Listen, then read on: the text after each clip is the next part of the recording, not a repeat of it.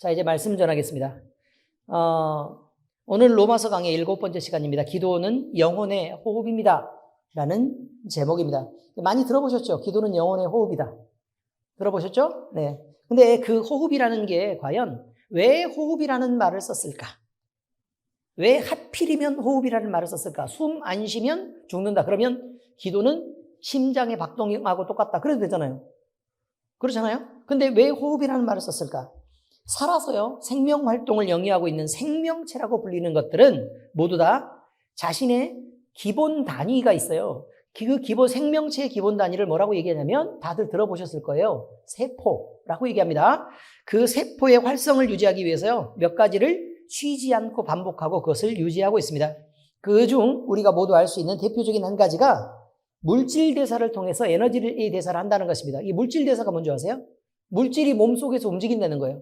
물질이 몸속에서 움직이고 반응도 한다, 이런 말이거든요. 그런데 그 물질 대사의 대표적인 두 가지가 뭐냐면 광합성과 호흡이 있습니다.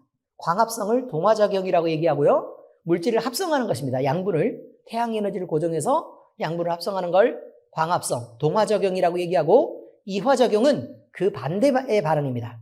산소와 양분을 이용해서 그것을 쪼개요. 쪼개가지고 태양에서부터 저장된 그 에너지를 꺼내서 사용하는 과정을 호흡이라고 얘기합니다. 여러분, 어렵죠? 처음부터? 그냥 광합성도 있고 호흡도 있는데 그냥 물질이 움직이면서 에너지가 들어가기도 하고 나오기도 한다, 이런 말이에요. 대충 이해되셨죠? 그래서 밥을 먹어야 몸에 힘이 난다고요. 이해됐어요? 이제? 네, 그렇습니다. 자, 그중 우리 모두가 알 수 있는 대표적인 물질 대사 중 한 가지, 이것은 우리가 그냥 아무것도 필요하지 않은 게 아니라 물질 대사를 하려고 하면 결국 물질이 들어가야 되겠죠. 그죠? 근데 그 필요한 물질 중에 뭐가 있는 거냐면 물도 필요하고, 또 영양소인 양분도 필요하고, 그 다음에 공기도 필요하고, 또 이렇게 필요한데 그것들을 다 쓰고 나면 이제 버려야 되겠죠. 쓰레기가 생기면 노폐물 등이 나와서 서로 물질이, 노폐물은 밖으로 나가고 그 다음에 필요한 것들은 몸 안으로 들어가는 과정들을 계속 거쳐야 된다는 것입니다. 그리고 이렇게 돌아다니면서 반응할 때 에너지의 출입이 따른다는 것입니다. 자, 에너지 대사는 이런 물질이 움직일 때 에너지가 발생하는데, 그 발생하는 에너지를 우리 몸이 사용할 수 있는 형태로 만들어 가지고요, 그 에너지를 써서 우리 이 생명이 살아가게 되는 것이다. 그럼 만약에 에너지가 발생하지 않으면 어떻게 돼요? 살아가지 못하는 정도라고 표현하면 안 돼요? 꼭 죽어요라고 표현하겠어요? 예, 결국 죽어요. 그렇습니다.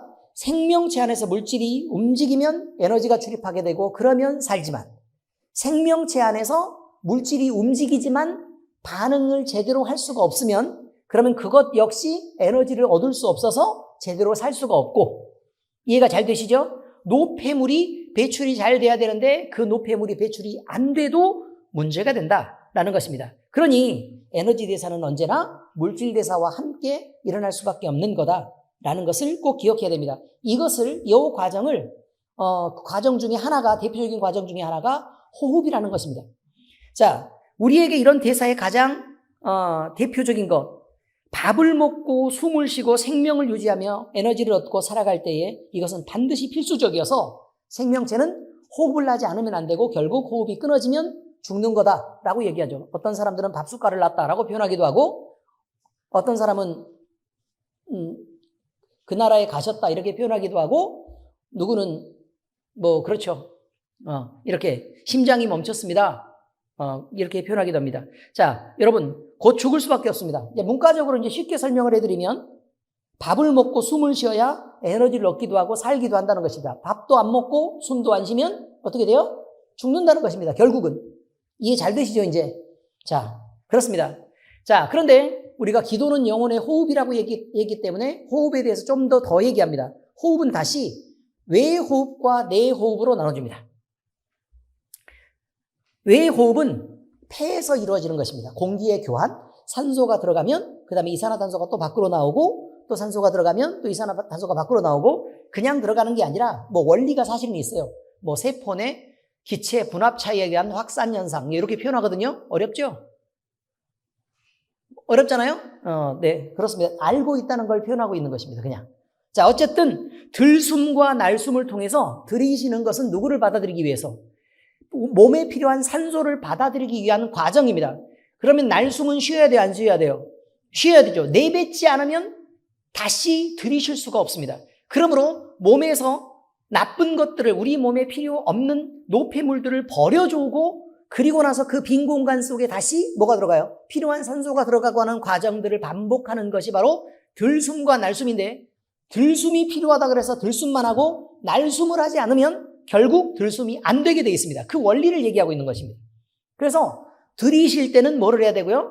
몸에 필요한 것을 받아들여야 되고, 내쉴 때는 필요 없는 것들을 버려야 되는 것을 말하고 있습니다. 결국 이렇게 폐 안에서 기체 교환이 이루어지면 결국 혈관을 타고 이제 뭐가 들어가게 돼요? 필요한 산소가 계속 피를 타고 돌게 되겠죠? 어디까지 가요? 최종 목적지인 세포까지 들어가게 됩니다. 이해가 잘 되시죠? 이제 세포까지 들어가게 되면 이제 그 세포 안에서 세포 내 미토콘드리아라는 곳이 있습니다. 네, 그 안에서 세포 내 발전소라고 말하는데 거기서 내호흡이 일어납니다. 자, 내호흡은 세포 내에서 유용한 산소와 양분을 이용해서 에너지를 생산하는데 거기에서 일어나는 것이 화학 반응입니다. 뭐가 일어난다고요? 예, 화학 반응. 그러니까 반응이 일어나야 에너지가 발생한다. 이런 말이에요. 우리 몸은 이런 복잡한 호흡 과정을 통해서 에너지를 얻게 되고 그 에너지를 사용하고 있는 거라, 이런 말이에요. 자, 기도는 영혼의 호흡이라고 얘기합니다. 그러면 우리의 기도는 지금 설명했던 이 호흡의 내용과 과연 얼마만큼 유사하고 어떤 특징들을 서로 비교하고 있길래 과연 기도는 영혼의 호흡이라고 얘기했을까? 그럼 기도를 통해서 이런 복잡한 과정이 사실 일어나야 되는데 우리는 기도를 하나님 아버지 오늘 저 왔어요. 맛있는 밥을 주셔서 감사해요. 이런 것으로 과연 기도가 끝나는 것인가? 그렇게 수월하게 생각해도 괜찮은 것인가? 그리고 기도가 그런 복잡한 메커니즘 없이 우리 안에서 그저 진행돼도 되는 것인가라는 것을 오늘 보려고 하는 것입니다. 훨씬 더 세밀하게. 그래서요, 우리는 하나님이 창조하신 생명체 안에 들어있는 호흡의 원리를 통해서 기도가 영혼의 생명을 유지할 때 반드시 필요한 과정과 이 복잡한 절차를 지녔다는 것을 성경 내용을 통해 알아보려고 하는 것입니다. 기도는 영혼의 호흡이기 때문에 그렇습니다. 자, 성경 말씀을 설명을 더 하겠습니다. 기도는 생명의 근원이신 하나님과 우리를 연결하는 것입니다. 자, 다시 말하면 기도를 통해서 하나님이 우리 안에 들어와서 하나님과 함께 합체하는 거라, 이런 말이에요. 합체하는 거다. 자, 포도나무 가지는요, 원줄기와 연결되어 있어야 살고 포도 열매도 맺을 수 있다고 분명히 기록하고 있습니다. 우리는 뭘 몰라서 지금 이 얘기를 계속 반복하고 있는 것이 아닙니다. 알지만 이걸 정확하게 적용하지 못하기 때문에 계속 이 얘기를 하고 있는 것입니다. 자, 요한복음 15장 4절 5절 함께 읽겠습니다. 시작. 내 안에 거하라. 나도 너희 안에 거하리라. 가지가 포도나무에 붙어있지 아니하면 스스로 열매를 맺을 수 없음같이 너희도 내 안에 있지 아니하면 그러하리라. 나는 포도나무요 너희는 가지라. 그가 내 안에 내가 그 안에 거하면 사람이 열매를 많이 맺나니 나를 떠나서는 너희가 아무것도 할 수 없습니다. 우리는 하나님을 잊고 살아갈 때가 너무 많습니다.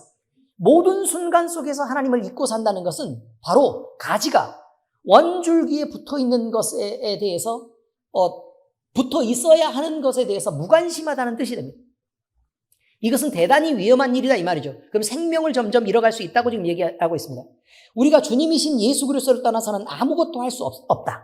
이렇게 말하는 것은 하나님이 우리를 지으셨습니다. 창조하신 분이 하나님이시고 모든 생명의 에너지는 창조주이신 하나님에게서만 나옵니다. 피조물은 그 생명을 공급받아 살아야 되는 것입니다. 그러므로 생명을 살리는 모든 물질도 그로부터만 공급되기 때문에 결국 우리는 하나님께 붙어 있어야 된다고 얘기하는 것입니다. 이것은 포도나무 가지가 반드시 생명이 공급되는 원줄기에 붙어 있어야 되는 것과 그 원리가 동일한 것입니다. 자, 시편 95편 1편에서 95편 1절에서 6절까지 노래하는 그 노래를 함께 읽어보겠습니다. 시작. 오라 우리가 여호와께 노래하며 우리의 구원의 반석을 향하여 즐거이 외치자. 우리가 감사함으로 그 앞에 나아가며 시를 지어 즐거이 그를 노래하자. 여호와는 크신 하나님이시요 모든 신들보다 크신 왕이시기 때문이로다. 땅의 깊은 곳이 그의 손 안에 있으며 산들의 높은 곳도 그의 것이로다. 바다도 그의 것이라 그가 만드셨고 육지도 그의 손이 지으셨도다. 오라 우리가 굽혀 경배하며 우리를 지으신 여호와 앞에 무릎을 꿇자. 바로 이것입니다. 우리를 지으신 분이 분명히 누구라고요? 하나님이시라고 말씀하고 계십니다. 하나님이시다. 그러므로 생명의 근원 역시 어디에 있다고요? 하나님께만 있다고 얘기합니다. 그러므로 자신을 만드신 조물주 하나님께 붙어있는 자들은 생명이 공급되고 있으므로 자라고 또 번식하고 성장해서 열매를 맺을 수 있고, 생명의 주님으로부터 떨어져 나온 분리된 자들은 그들 자신의 능력이나 아름다움이나 그들 자신의 대단한 노력들과는 무관하게 생명을 받지 못하기 때문에 지금 당장은 화려할지 몰라도 곧 시간이 지나면 말라 비틀어지고 죽을 수밖에 없다는 것입니다. 에베소서 4장 15절 16절 같이 읽겠습니다. 시작. 오직 사랑 안에서 참된 것을 하며 범사에 그에게까지 자랄지라. 그는 머리니 곧 그리스도라. 그에게서 온 몸이 각 마디를 통하여 도움을 받음으로 연결되고 결합되어 각 지체의 분량대로 역사하여 그 몸을 자라게 하며 사랑 안에서 스스로 세우느니라.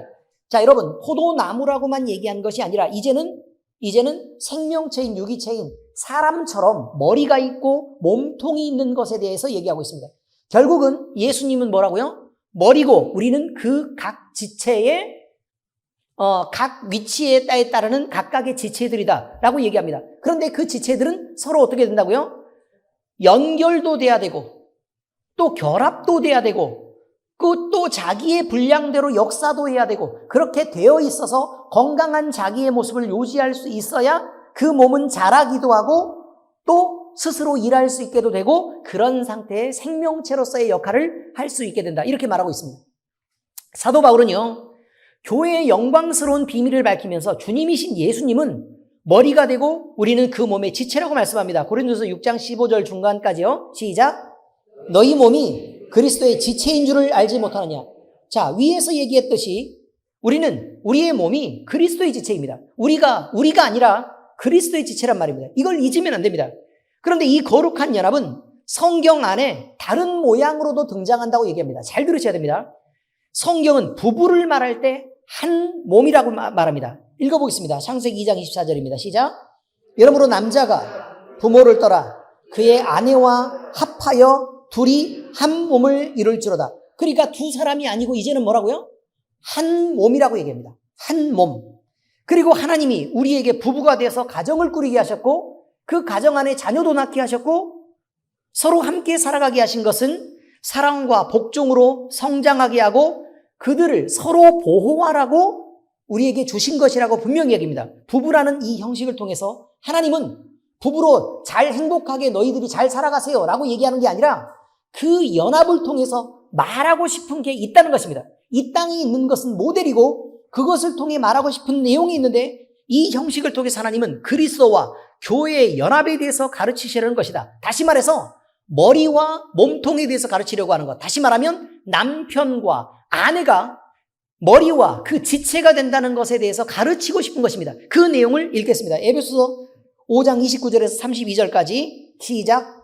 누구든지 언제나 자기 육체를 미워하지 않고 오직 양육하여 보호하기를 그리스도께서 교회의 함과 같이 하나니 우리는 그 몸의 지체임이라.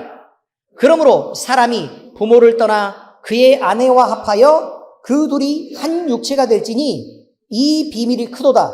나는 그리스도와 교회에 대하여 말하노라. 그러므로란 뜻이 무엇입니까? 앞에 A가 있어요. A가 있으면 A, 그러므로 B다 라고 얘기하는 건 A에 어떤 내용이 들어있는데 그 내용에 대한 종속적으로 무엇이 있다고요? 그러므로 얘다 라고 얘기한단 말이에요. 그러니까 앞쪽에 있는 A라는 그 문장에 대한 내용의 결과가 뭐라고? 그러므로 이것이다 라고 얘기하는 것이에요. 결론이 그냥 그렇다는 것입니다. 여기까지는 이해가 잘 되시죠? 자, 그런데 뭐에 대해서 지금 얘기하고 있어요? 부부에 대해서 얘기하고 있고 부부가 함께 연합하는 것에 대해서 얘기하고 있는데 그 부부의 연합을 뭐라고 얘기하고 있는 거냐면 그리스도와 교회, 다시 말해서 우리 성도들의 연합이라고 가르칩니다. 그것을 가르치기 위해 무엇이 존재한다고요? 가정이 존재한다고요. 그러니 가정과 교회를 분리해서 생각하는 것은 안 된다는 것입니다.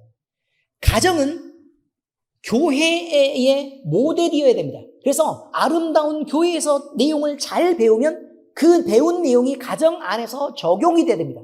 말씀에 섬김이 있고, 그 안에 예배가 있고, 그 안에 하나님을 경외함이 있고, 그 안에 마음껏 펼쳐지는 사랑의 세상이 있고, 그리고 서로 이해하고 용납하고 보호하고 책임지는 그런 모습들이 가정 안에서 있는 것이 당연합니다. 그래서 그것을 지키지 못할 때 문제가 생깁니다. 제일 큰 문제는 무엇인 줄 아십니까? 그리스도와 교회에 대해서 얘기한다라고 얘기하면 분명히 예수님은 자기의 목숨을 버려 교회를 사랑했습니다. 그렇지 않습니까? 그러면 그리스도와 교회의 화살표가 나가는 그 관계는 사랑의 관계입니다. 의미를 이해하시겠습니까? 그리스도에게서 교회로 나가는 건 무슨 관계라고요? 사랑과 희생의 관계입니다. 그런데 교회가 그리스도에게 바치는 요 위로 올라가는 내용은 무엇이에요? 권위를 존중하고, 그러니까 존경하고 복종하라고 가르칩니다. 에베소 읽어보시면 압니다. 5장. 존중하고 복종하는 관계라 이 말이에요. 그리고 또 뭐 어떻게 해야 돼요? 기쁨을 누리고 그 다음에 그에게 영광을 돌리고 하는 방향이 된다는 것입니다. 그러므로 남편이 아내에게 마음껏 사랑을 전하고 책임을 지고 희생하는 것은 당연한 것입니다. 이해가 되십니까? 그리고 마음껏 사랑해야 된다 이 말이에요. 남편은 아내를 위해서 그렇게 해야 됩니다. 그 돈을 벌어다가 아내를 먹여 살리는 것은 당연한 일입니다. 그것은 내가 벌어온 돈으로 네가 먹고 살았으니까 너는 내 앞에 이렇게 하는 것은 말이 안 됩니다. 여기까지 무슨 말인지 아시겠죠? 사랑과 희생은 남편의 책임입니다. 그런데 그 아내는 그걸 먹고 누리고 함부로 덤비라고 그렇게 넌 대우받았으니까 훌륭하니까 넌 남편에게 덤벼라 이렇게 해서 부부가 있는 것이 아니라 그 말입니다. 아내는 남편에게 어떻게 해야 된다고요? 복종하고 그 다음에 그 권위를 인정해야 됩니다. 이게 굉장히 중요한 것입니다. 아내가 머리가 되는 것은요, 교회가 그리스도 위에 서려고 하는 것과 똑같이 잘못 배워먹어버린 그 버르장머리 때문에 그렇습니다. 잘못된 것입니다. 함부로 말을 하지 않고 생각을 하더라도 나는 당신 아래에서 마음껏 사랑을 누리는 사람입니다 라는 것을 인정할 수 있을 때 그것이 교회의 본질을 지키는 가정이다 라고 얘기할 수 있다는 것입니다. 지금 이렇게 보면요, 페미니스트들이 지금 난리 나야 됩니다. 지금 그럼에도 불구하고 그냥 성경이 그렇다는 것입니다. 자, 아무튼 그렇습니다. 자, 이렇게 하나님을 빼버린 교회가 존재할 수 있습니까? 그건 말도 안 되는 일입니다. 하나님 없는 교회가 어디 있습니까? 그러면 다시요, 하나님을 뺀 그러면 가정은 존재할 수 있습니까? 그럴 수 없다고 얘기하고 있습니다. 하나님을 뺀 부부와 가정도 절대로 존재할 수 없는 것입니다. 이것이 생명을 공급받는 연합입니다. 생명이 없어서 죽어버리면 그 다음부터는 책임도 아무것도 없습니다. 왜요? 죽음 이후에는 남편도 아내도 그 책임을 벗기 때문에 그렇습니다. 그러므로요, 성경에서 진짜 신기한 게 있어요. 구약 성경을 쭉 이렇게 보자면 성경에서 자기 아내를 버려도 되는 일, 다시 말하면 오히려 버려야 하는 일이라고 얘기하는 일이 딱 한 가지만 있습니다. 그게 무엇입니까? 이방 여인에게 있습니다. 이방 여인. 그럼 이방 여인이라도 하나님을 섬기고 사랑해서 이스라엘 족속 안으로 들어와 버리면 그를 버릴 수가 없습니다. 그럼 어쩔 때만 버려요? 이방 여인이 우상을 섬기고 하나님을 떠나게 하고 그리스도와 교회에 관한 모형에서 벗어날 때는 그거는 본질적으로 이혼을 허용하는 것입니다. 그러면 또 이런 게 있습니다. 하나님이 짝지어 주신 것을 사람이 나눌 수 없다라는 말씀 있죠? 네, 그렇습니다. 그러면 하나님이 짝지어 주신 걸 사람이 나눌 수 없다. 그럼 하나님은요? 나눌 수 있다는 것입니다. 이제 이해가 되십니까? 사람이 임의로 나눌 수 없다라고 얘기하는데 하나님은 그를 쪼갤 수 있다고 얘기합니다. 어쩔 때요? 하나님의 교회와 그리스도에 대한 모형이 아닐 때. 그러니 우리는 이 관계가 가정 안에서 얼마만큼 잘 지켜져야 되는 연합으로 되어 있는지 우리는 그걸 기억해야 된다는 것입니다. 지금 우리가 가고 있는 건 뭐냐면 교회와 그리스도의 연합에 대한 얘기를 지금 하고 있습니다. 성령 하나님이 우리 안에 계십니다. 그리고 우리는 그 성령의 감독으로 하나님과 이런 연합을 통해 기도하고 있다고 하더라도 우리가 그것을 늘 지켜내지 않는 한 우리의 기도는 늘 바른 기도가 될 수 없다고 지금 얘기하고 있는 것입니다. 우리는 우리 하나님이 우리 안에 오시고 찾아오셨습니다. 그리고 우리는 교회입니다. 그래서 이 안에서 연합이 이루어져서 하나가 된 것입니다. 하나가 된 거예요. 그 하나가 되는 일 중에 하나가 바로 뭐냐면 성찬입니다. 예수님이 말씀하시죠. 뭐라고 얘기하죠? 너희가 내가 주는 이 떡을 먹고 내가 주는 이 잔을 마시는 자마다 나하고 연관이 있지만 이것을 만약에 행하지 않고 나를 먹고 마시지 않는 자는 나와 무관하게 된다 이 말. 우리가 성찬 때마다 읽어내는 성경입니다. 그런데 문제는 뭐냐면 이 연합을 통해서요 그리스도와 내가 하나가 되는 것입니다.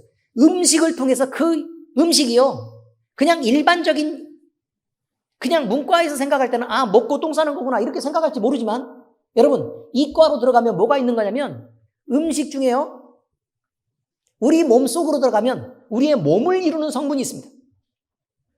우리의 몸을 이루는 성분들은 몸 속에 들어가서 얼마의 기간이 되면 우리의 몸의 세포들은 다 낡은 것들은 버려지고요. 새로운 세포들이 만들어질 때 그게 예수님이 우리 속에 들어가면 그것들이 우리의 몸에 다시 체질을 형성하고 예수 그리스도의 몸으로 점점 몸을 바꿔나간다고 얘기하는 것입니다. 우리가 먹는 음식은 그저 먹는 게 아닙니다. 대부분 여러분들이 살찐다고 생각하는 건 단백질이 아닙니다. 지방이. 근데 살이 되고 뼈가 되는 성분들이 분명히 있다는 것입니다. 이해가 잘 되시죠? 그래서 우리는 예수 그리스도화 되어가고 있는 것입니다. 주의 성찬을 먹고 마시고 그의 죽으심을 기억하면서 우리가 먹고 마실 때마다 그것이 들어가서 우리 몸의 체질을 바꿀 거다라고 얘기하고 있는 것입니다. 자, 이렇게 연합해서 드리는 기도, 성령 하나님이 우리 마음 가운데 찾아오시고 우리는 하나님과 하나 되어서 연합되어서 드리는 그 기도는 생명의 근원이신 하나님과 우리를 그리스도 예수님을 통해서 연결시키는 것입니다. 자, 디모데전서 2장 5절 읽겠습니다. 시작. 하나님은 한 분이시요 또 하나님과 사람 사이에 중보자도 한 분이시니 곧 사람이신 그리스도 예수라. 예수를 통해서만 함께 연합이 이루어지고 예수를 통해서만 함께 하나님과 함께 연합될 수 있는 길이 생긴다라고 지금 얘기하는 것이죠. 자, 그래서 우리는 그 기도를 통해서 하나님을 만나고 기도를 통해서 하나님과 연합된다는 사실을 우리는 기억하고 있어야 된다 이런 말이죠.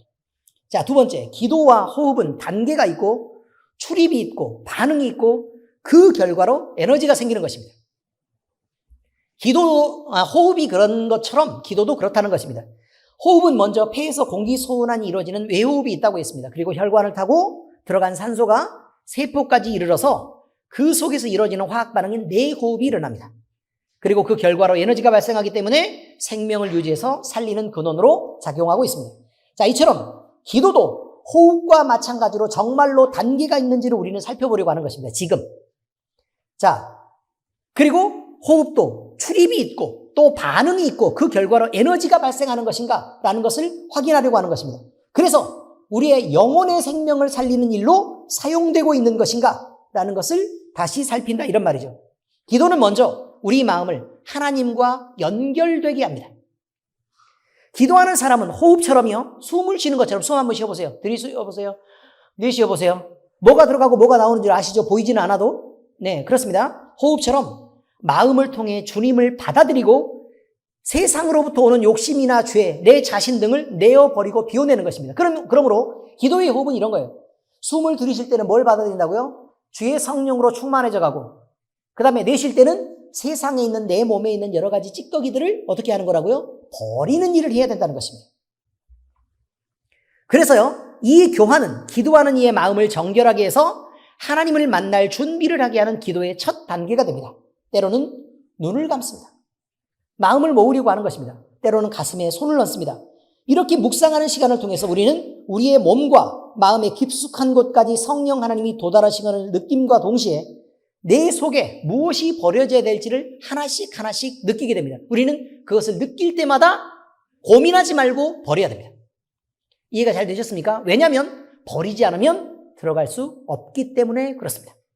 그리고 청소를 다 해야 다시 물건을 쌓을 수 있는 것이지 안 버리고 쌓는 것은 불가능하다는 걸 우리 이승수 지사님은 너무 잘 알고 있습니다. 그렇죠? 네, 그렇습니다. 자, 여러분. 그래서요, 이렇게 도착한, 이제 우리 마음 가운데 깨끗하게 하고, 우리 성령 하나님을 받아들여서 우리 마음속에 쭉 이렇게 깊은 묵상 가운데서 이렇게 주님을 받아들이게 되면 이제 이 주님이 어디까지 도착하게 되면 우리의 손끝, 발끝, 세포, 그 다음에 머리끝까지 다 도착할 수 있도록 우리는 그것을 느껴야 합니다. 여기까지 이해가 잘 되십니까? 네, 그렇습니다. 자, 그러면 그 다음에 일어나는 게 뭐냐면 화학 반응입니다. 자, 화학 반응은 우리 호흡 과정에서 보면 산소와 양분이 만나서 에너지를 생성하는 것입니다. 산소와 양분이 만나서. 자, 그런데 여기서 한 가지 퀴즈가 있습니다. 퀴즈. 여기서 말하는 산소는 호흡이라고 얘기했으니까 우리가 받아들인 건 주의 성령이라고 말씀드렸죠? 그렇죠? 그럼 이 양분은 무엇입니까? 양분은 그리스도의 죽음, 하나님의 말씀입니다. 그리스도의 죽음, 우리를 위해서 우리 주님이 돌아가셨다라고 얘기하는 그리스도가 우리를 위해 죽어주셨다라는 하나님의 말씀이라 이 말이에요. 그럼 하나님의 말씀이 누구랑 만나요? 성령 하나님과 만나는 과정이 있다는 것입니다. 기도 안에. 기도 안에 하나님의 말씀과 성령 하나님이 만나게 되고 그러면 그게 만나서 화학 반응이 일어나기 시작하면 반응이 안 일어나면 문제가 되겠지만 반응이 일어나기 시작하면 어떻게 돼요? 그 안에서 에너지가 발생한다는 것입니다. 그래서 성령 하나님과 말씀이 만나 에너지를 생성하고 우리 마음을 감동하고 뜨겁게 하고 그것으로 이끌어 힘을 주는 경험을 하게 됩니다. 이것이 때로 결단이 되어서 나타나고 때로 이것을 응답으로 다가오기도 하고 벅찬 동력이 돼서 우리를 움직이지 않으면 안 되는 상태까지 끌어올리는데 이것이 바로 기도의 힘입니다. 기도를 영혼의 호흡이라고 부르는 것은 분명한 이유가 있습니다. 단지 숨을 쉬지 않으면 죽는다라는 부정적인 의미가 아닙니다. 겨우 껍데기에서 왔다 갔다 한다는 뜻이 아니라 기도의 본질은 왜 호흡에 있지 않고 내 호흡에 그 원리가 있는 것처럼 우리의 기도의 본질은 우리의 영혼을 치유하고 생명을 소생시키고 에너지를 얻게 하는 그 내적 기도에 의미가 있는 것입니다. 그러므로 기도를 통해 우리는 회복이 되고 하나님을 만나 행복하고 즐겁고 복된 인생을 결단하게 하는 긍정적인 역할이 훨씬 많은데 그 내면을 전혀 모르는 사람들은 껍데기에서 숨쉬기가 너무 힘들어서 숨 잘 안 쉬어져요. 숨 잘 안 쉬어져요. 답답해요. 이것만 계속하고 있는 것입니다. 왜 답답하겠습니까? 버리지 않아서 그런 것입니다.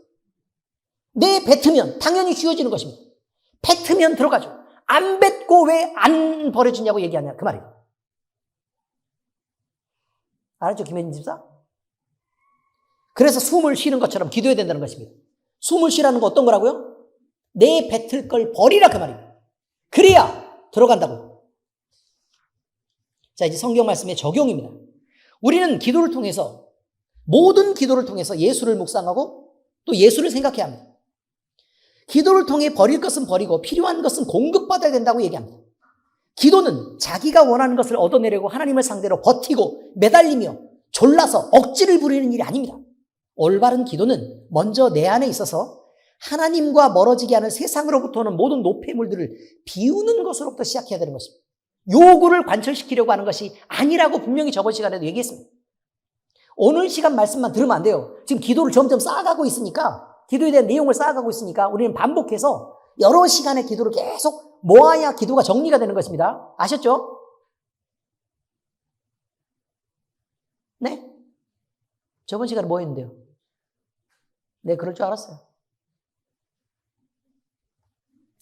자, 여러분, 노폐물을 비우는 작업부터 시작해야 됩니다. 중요합니다. 이것을 먼저 안다면 우리가 과거로부터 지금까지 들여왔던 대부분의 간구와 소원, 우리가 기도라고 말하는 것들이 얼마나 세속적이고 속물이며 그 하나님 반대편 욕심을 우리가 채우려고 노력해왔던 과정을 지내왔는지를 우리는 알 수 있게 될 것입니다. 우리의 기도의 대부분은 잘못되어 있습니다.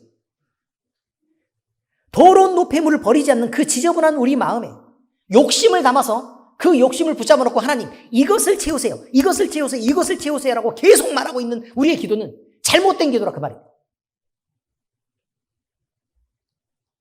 더러운 노폐물을 버리지 않는 그 지저분한 우리 마음에는 하나님을 동시에 모시는 것은 불가능한 일이기 때문에 그렇습니다. 하나님은 성결합니다.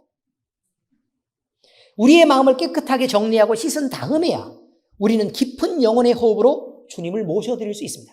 그렇게 모셔드려야 됩니다. 이 거룩한 과정을 통해서 우리는 예수님과 연합하여 하나가 되는 일이 일어나고 굳이 말로 하지 않아도 내가 주님을 알게 되고 주님이 나를 이해하는 순간이 옵니다. 그리고 내 마음을 우리 주님이 공감해 주시고 또 어루만지십니다. 또 영적 교제가 이루어져서 우리는 점점 영혼 안에서 주님과 함께 깊어져 갑니다. 우리의 모든 기도는 우리는 예수를 생각하고 묵상하는 작업이 있어야 합니다. 이것이 가장 중요한 것입니다. 그것만으로 우리의 기쁨은 충만하게 채워질 것이며 우리는 점점 하나님께 영광이 되어가고 예수님을 닮은 온전한 그리스도인으로 점점 자라가게 될 것입니다. 우리가 노력해서 자라는 것이 아닙니다. 바른 기도를 통해서 자라는 것입니다. 두 번째입니다. 기도 후에 일어나는 화학 반응이 없다면 에너지를 얻을 수 없습니다. 이건 당연한 것입니다. 호흡에서 가장 중요한 것은 세포 내에서 일어나는 내호흡이 일어나는 화학 반응입니다. 이 반응이 없으면 생명을 유지할 에너지를 얻을 수 없고 살아있으므로 당연히 있어야 될 그 변화와 생명의 유지까지도 불가능하게 되는 것이기 때문에 그렇습니다. 그런데 이 화학 반응은 성령 하나님과 성경 말씀이 만나서 일어나는 것이라고 말씀드렸습니다. 성경 말씀이 없거나 성경에서 멀어지는 성령의 감동이란 존재할 수 없습니다. 다시 말해서 내 마음이 엄청 감동돼서 뜨거웠는데 성경 말씀과 분리돼서 그냥 어떻게 성경의 근거를 찾을 수 없는 감동이 있을 때가 있습니다. 그거는요, 미안하지만 여러분, 사탄 장난입니다.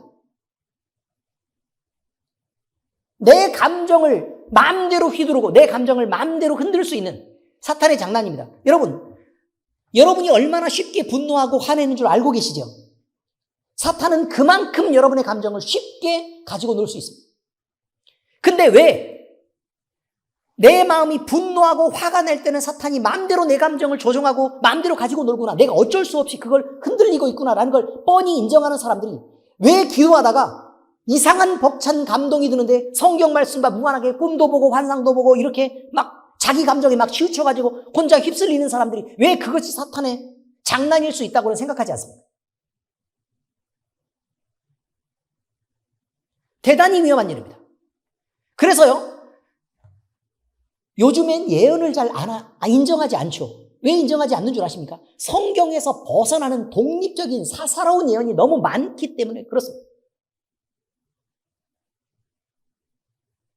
그리고 꿈을 꿨다는 사람들을 인정하지 않죠. 잘. 왜요? 그 꿈이 하나님의 거룩한 계시를 받은 것이 아니라 꿈이, 근데 내가 정확하게 내 기억은 안 나는데 내 이런 것 같아. 그러면서 거기 뭐가 보였는데 뭐 이러면서 얘기를 하는 그런 꿈은 없는 것입니다. 다 귀신 장난입니다. 성경 말씀이 먼저 다가오고 그것이 풀어지면서 감동으로 크게 나를 때릴 때 그게 하나님의 감동입니다. 기도의 응답은 그렇게 받는 것입니다. 그러니 함부로 환상을 봤다, 음성을 들었다, 꿈을 꾸었다 이런 얘기를 어디서 하지 말란 말이에요. 우리 교회에서 간증하는 거 제가 좋아해요. 엄청 싫어해요. 엄청 싫어하죠. 왜요? 성경 말씀 전하기도 바빠 죽겠는데 그 안에 복음의 큰 얘기를 하기도 바빠 죽겠는데 어디 자기 얘기만 그렇게 하고 있냐 그 말이에요. 성경 말씀하고 아무 상관도 없는, 다 자기 의의를 드러내기 위한 것입니다. 우리 교회처럼 간증 많은 교회가 도대체 어디 있습니까? 여러분 아시죠? 한 주만 지나도 간증이 수없이 쏟아지는 게 우리 교회입니다. 남들은 몇 년 걸쳐서 한 개 있는 거 우리 교회는 날마다 있는 것입니다. 그럼에도 불구하고 제가 간증을 싫어하는 이유는 간증이 하나님의 역사가 아니어서 그렇다는 게 아닙니다. 사람의 의의를 드러내기 때문에 그렇습니다.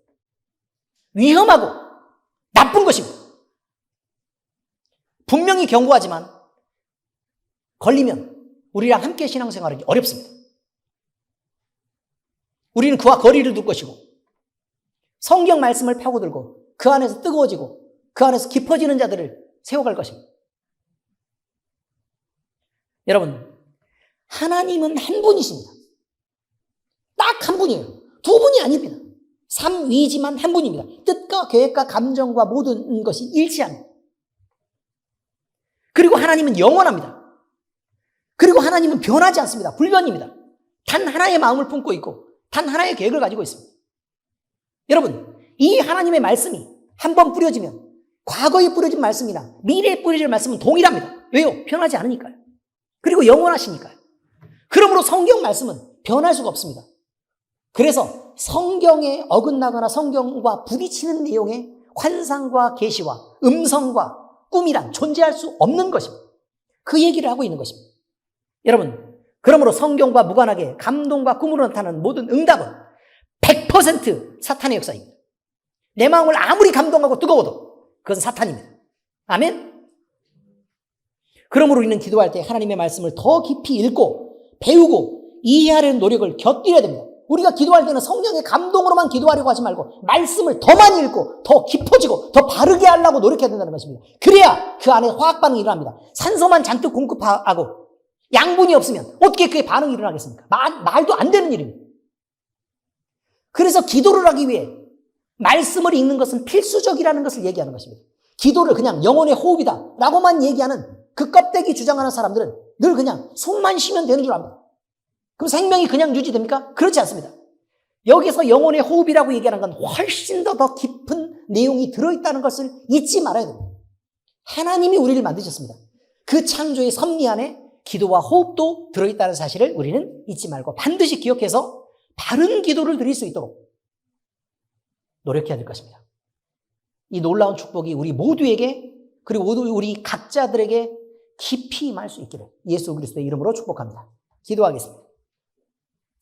하나님 아버지, 기도는 영혼의 호흡인 것을 알게 됐습니다. 우리가 그 기도에 처음 시작하는 순간에 우리 성령 하나님을 마음껏 받아들이고 큰 호흡으로 우리 속에 있는 모든 삶의 노폐물들, 세상에 있는 더러운 것들을 모두 버려내야 되는 것을 우리는 이제 배웠습니다. 이 성령 하나님이 우리 몸속에서 순환하고 돌고 또 하나님의 말씀인 성경 말씀이 그 피를 타고 흐를 때 이제 결국 세포까지 이르러서 내 호흡이 진행이 되면 거기에서 화학 반응이 일어나고 또 생명 에너지를 얻는 것처럼 우리의 기도도 하나님의 말씀과 성령의 감동으로 우리가 살 만한 에너지를 얻고 영원히 숨쉴 만한 에너지를 얻는다는 것을 우리는 배우게 되었습니다. 아버지 하나님, 이 기도의 원리를 호흡의 원리와 연관돼서 생각하는 이 깊이 있는 내용들을 잘 우리가 이해하게 하셔서 바른 기도를 드릴 수 있도록 주여 인도해 주시옵시고 우리가 온전히 그리스도인으로 성장하고 또 교회된 온전한 지체가 되어서 그리스도와 연합되는 그 비밀한 복을 마음껏 누리는 우리 될 수 있도록 주여 인도하여 주시옵소서. 함부로 기도하지 않겠습니다. 반드시 우리 몸속에 또 우리 마음속에 품었던 모든 더러움을 내어버리고 우리는 주의 성령으로만 온전히 100% 충만해지도록 결단하겠습니다. 그리고 그 결단을 통해 우리가 하나님의 말씀을 열심히 받아들이고 우리 마음 가운데서 마음껏 화학 반응이 일어날 수 있도록 우리가 공간을 제공하겠습니다. 그래서 아버지 하나님이여, 우리가 주의 것이 온전히 될 때까지 주님이 역사하시는 가운데 우리 자신을 내어 맡기겠습니다. 아버지 하나님이여, 우리를 사용하시고 우리를 온전한 기도를 드리는 거룩한 교회 되게 하시옵소서. 살아계신 우리 주 예수 그리스도의 이름으로 감사하며 기도합니다. 아멘.